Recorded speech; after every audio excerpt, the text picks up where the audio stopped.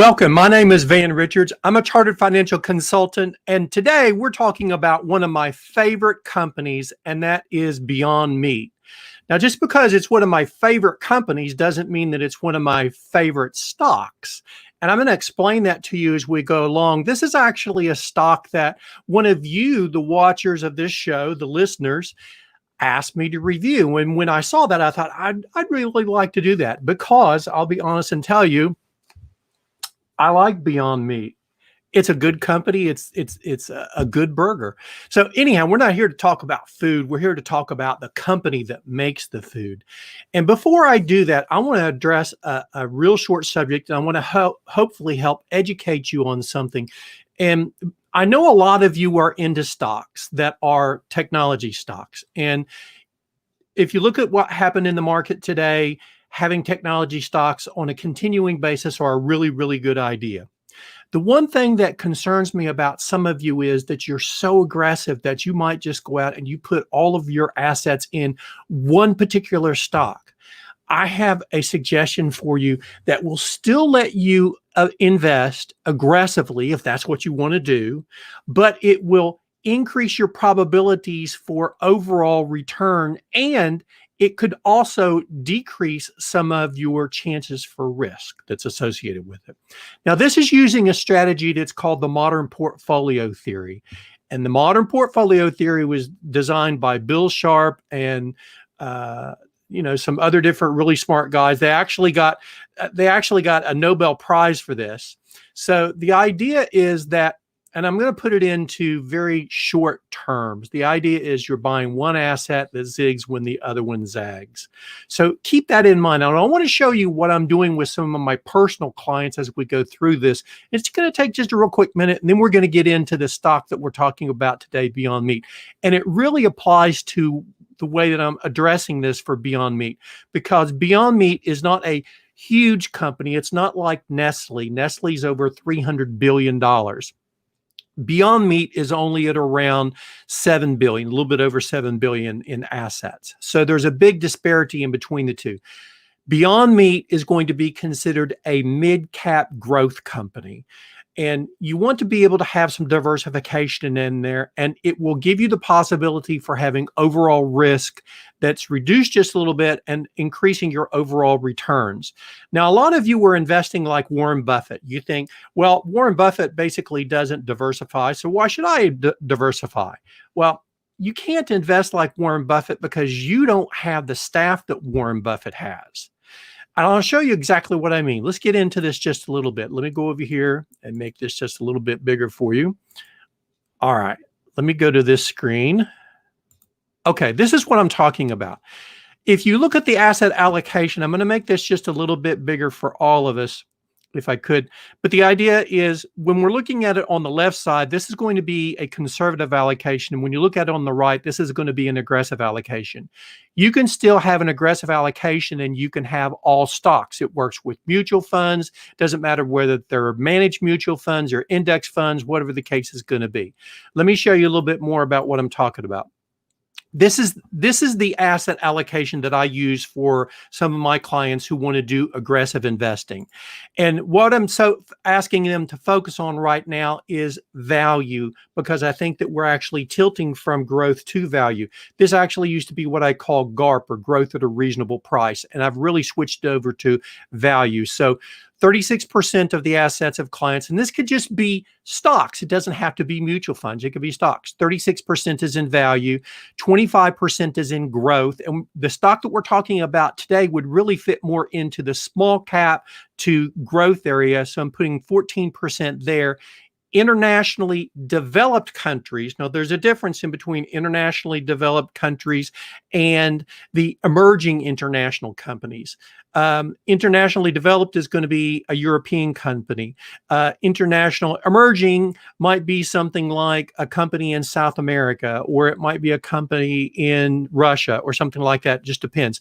If you keep this idea in mind, this will give you some diversification. You could pick 10 or 12 different stocks in here, as long as you don't have them all in the same area. Now, look, this is a really a lot of information on this chart here, and I'm going to give you a website. It's actually in the notes to this video.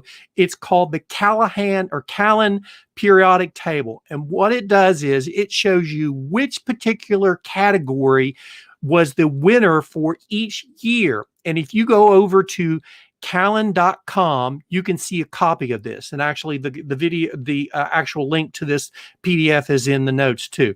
My whole point is this: you don't want to invest everything in one particular company. As good as Beyond Meat may taste and stock looks today, it might not be the best one to stock up on, let's say. All right, let's learn a little bit more and get into the daily stock analysis. And we'll do that by just looking at a little bit of the diversification of business that Beyond Meat has. So let's start with that.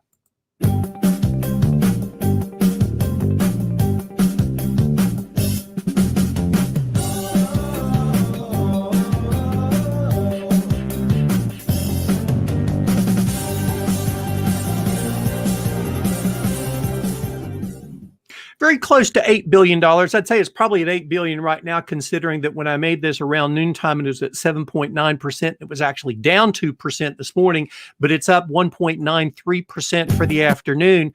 Now, when we look at the companies, we're going to go back and I'm real quickly, we look at the stability, the earnings, and the competitiveness of all the companies that we utilize, and we try to find the moat. That's going to be the barrier that Warren Buffett uses, that concept between this company, Beyond Meat, and its competitors. And I have sad news for you. Beyond Meat has no moat. And this is the reason why. They've only been a public company since 2019. In the realm of investments, they have questionable brand strength and durability. Is it going to last? Now, don't think that I'm downplaying this stock at all, because in a few moments, you're going to see some really gangbuster information that's going to show you how good this stock is. But you have to be cautious of how that's going to affect it over the long term. Now, when we look at the stock itself, we're going to go into some of the earnings and how what's been affecting it going forward. A year ago in the third quarter, the operating margin was plus 6.4%. Now, the person that wrote into me and asked me to review this said, gosh, it's down 20%. The stock's down 20%. What's going on? This is what's going on. The operating margins were negative 15.4%. At first blush, when you look at this at first, you're going to think that's horrible. They're losing money. Well, in a way they are, but Beyond Meat is putting a lot of money into research and into developing products. And for that, I think it actually gets a lot of kudos going forward.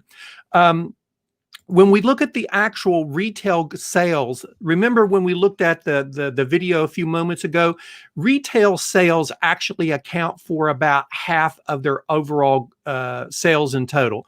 It grew by 39%. The analyst actually estimated that it was going to be much more than that. And this is one of the reasons why the stock fell, because as you know, great expectations lead to frustrations. And when the analysts are estimating that it's going to grow at 125% and they only grow at 39%, the value of the stock takes a hit.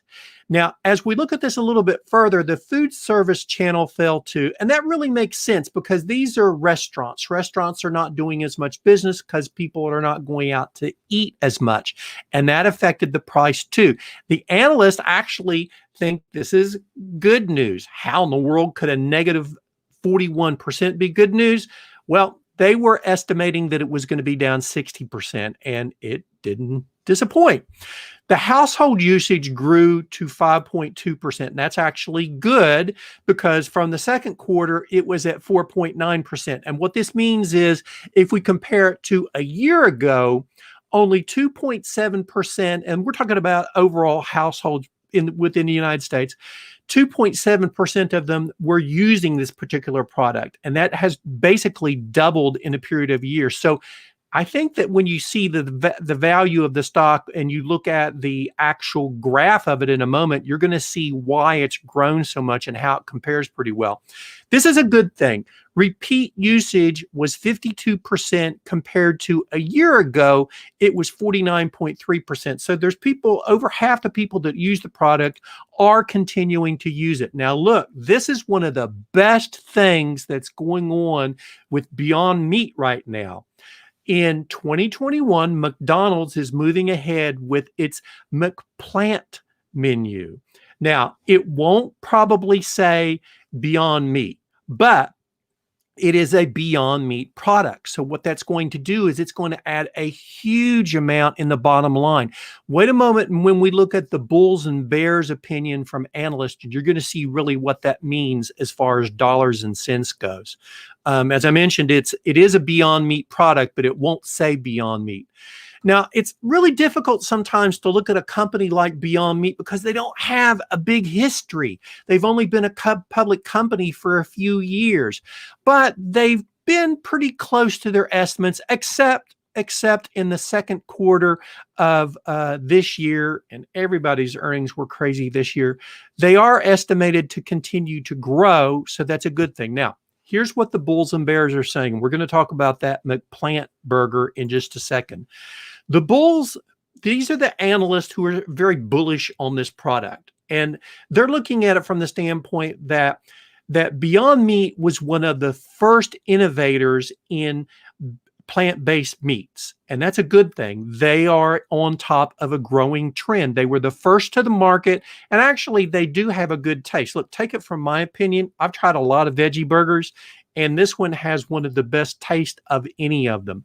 Now, the McDonald's deal is a McDeal. Impossible Foods, which is a non-public company, but a competitor of Beyond Meat, backed out of this deal with McDonald's because they don't have the capacity. So this is a one-horse race at this point in time.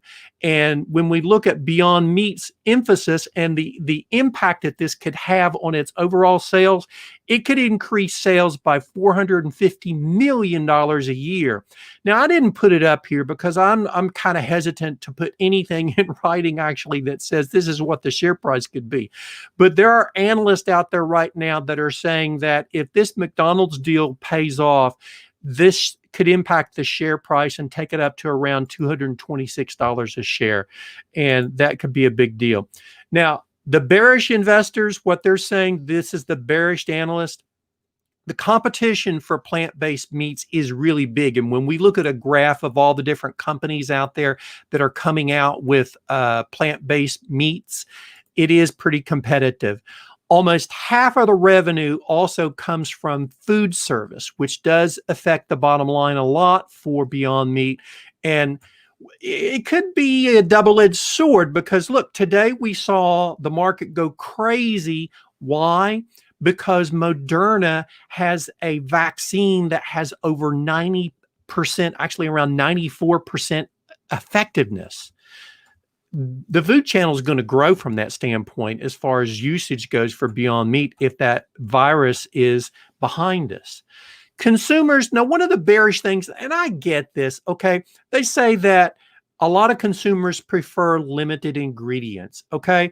If you pick up this package of Beyond Meat and you read the back of it, it's got a lot of ingredients. It's got pea protein, it's got beets, it's got rice, it's got apples, it's got coca, it's got coconut oil, it's got all kinds of stuff in it. It's kind of like reading a Bobby Flay menu or recipe.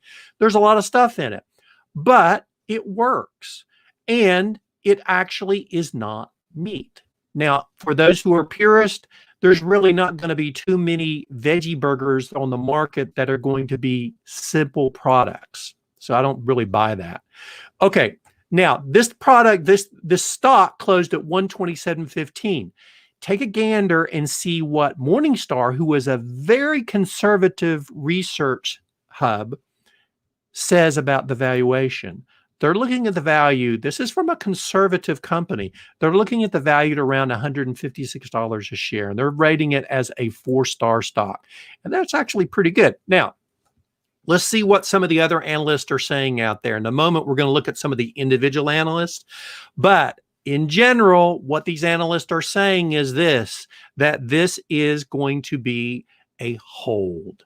Now, I don't know if I 100% agree with that, but the point is going to be I've got 5 analysts that are saying that this is a strong buy, and I got 4 of them that are saying that it's a sell. So the average is going to come out to be a hold. Okay, now let's look at the price and the competitors that are out there.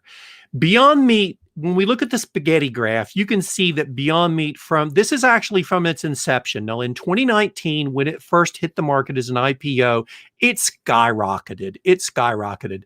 And then as we have gone through the years, very simple years, not too many of them, it's been up and down. So it's been pretty aggressive. Maple Leaf Foods is a company that's about the size of Beyond Meat that is a competitor that does have plant-based products, but they haven't had the success. You can see in the spaghetti graph that they're really down on the bottom. Beyond Meat's beating them.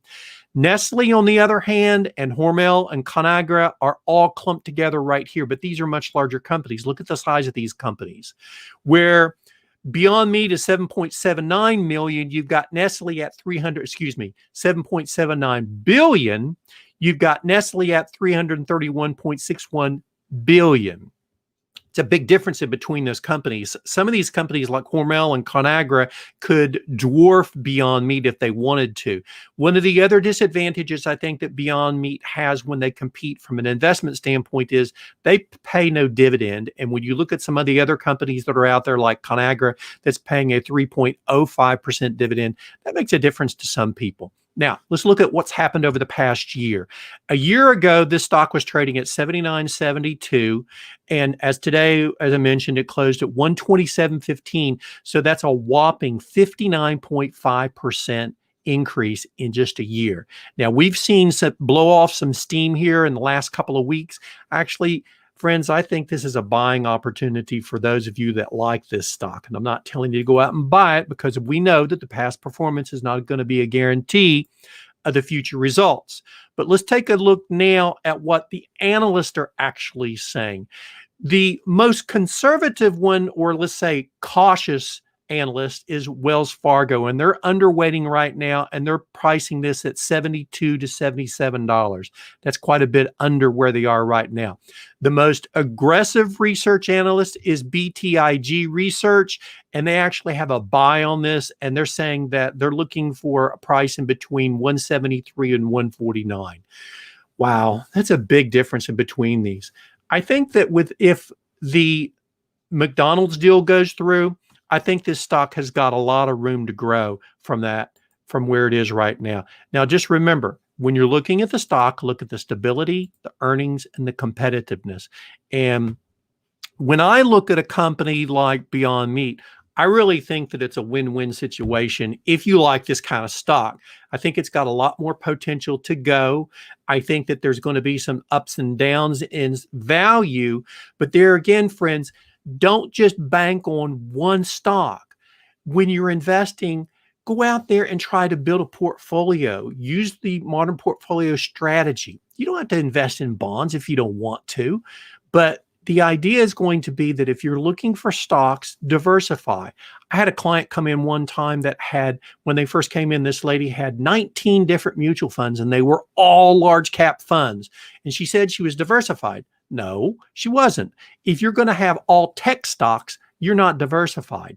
If you're going to have some small to mid cap stocks, as in the graph that I showed you at the very beginning, and then you also have some Palantir that's in there, or Palantir, excuse me, as I talked about last week, and you've got some of the other companies like AMD, and you've got Apple and Amazon. The companies that you like, you can be aggressive, just don't put it in one type of stock, and you'll have a much better opportunity of making profits over the long run. Okay. Thanks a lot for listening today, friends. And if you have a stock that you're interested in, put it in and let me know about it. I'm going to be doing some more research this week. I think probably one of the ones that's going to be coming up is CrowdStrike. So be watching this week. I'll have that and some other different stocks that are out there. So with that, I'll say thank you very much for watching, and I'll talk to you tomorrow.